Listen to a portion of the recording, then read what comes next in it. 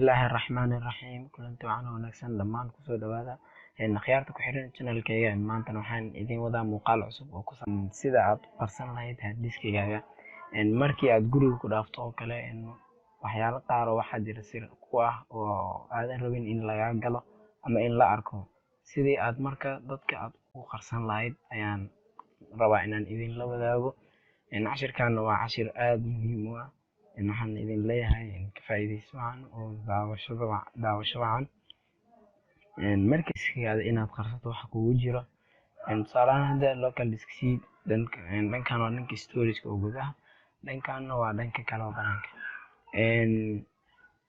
marka ku qoran tahay this PC ay imaanay right kiliga taabanay halkan manage ay qoran tahay ku dhufanay ama waxaad kaloo samayn kartaa isla si toos halkan ay qoran tahay kor falaartan dhinacaan manage ay qoran tahay ku dhufanay okay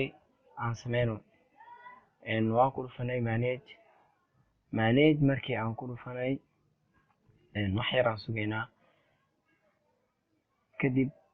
halkan ay qoran tahay storage kaas ayaa waxa ku sii dhufanaynaa disk management markii aad ku sii dhufato hadda inta waxa ku soo baxay system recovery kuwaas uma baahnid ninka banaanka markii aan ka tuso laba partition lahayd partitionka labada partition aad lahayd waxa waaye local disk C iyo guys group oo global united youngest group ah markii aad ku dhufatid labada markii aad imaatid marka midka aad rabtid inaad qarsato ayaa dul imaanay marka midka aad rabtid inaad dul imaatid hal mar aan ku tuso halkan waa local disk C intana magacaas oo guys group D ay ugu qoran Soomaali markii right click aad taabanay right click markii aad taabato halkan ay qoran tahay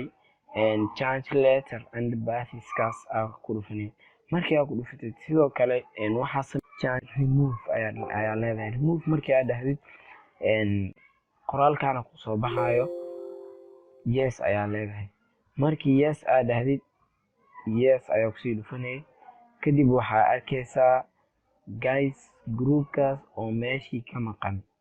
waa kana hadda sida ku muuqato oo had maxaa ku muuqda local disk C kaliya ku muuqdo marka local disk C besa ku muuqdo qofka hadii uu lacala xitaa damiyo daaro ama restart uu diro ama wax kasta uu sameeyo kuma soo baxayaan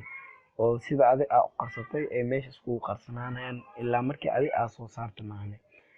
marka aan rabnay inaan soo saarno isla stepkii hadaya oo kala marayna anaga had hoos ayuu inoo yaalaa waa ku dhufanayna markii oo aan ku dhufano